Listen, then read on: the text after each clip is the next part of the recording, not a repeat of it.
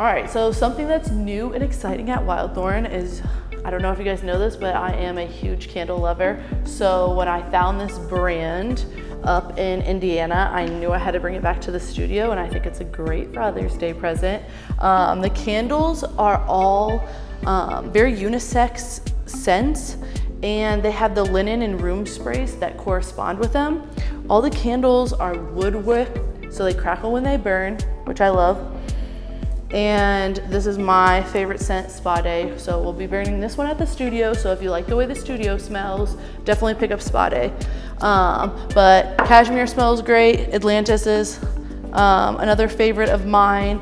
But all the candles burn for 50 to 55 hours. They're hand poured out of Chicago, Illinois. So another local, supporting local business, which I love. And I'm gonna burn these babies all the time. So pick up one for Father's Day. Think about your honey, because you could benefit from this gift as well. It can make the room and the house smell good. So check us out at the studio. Bye guys.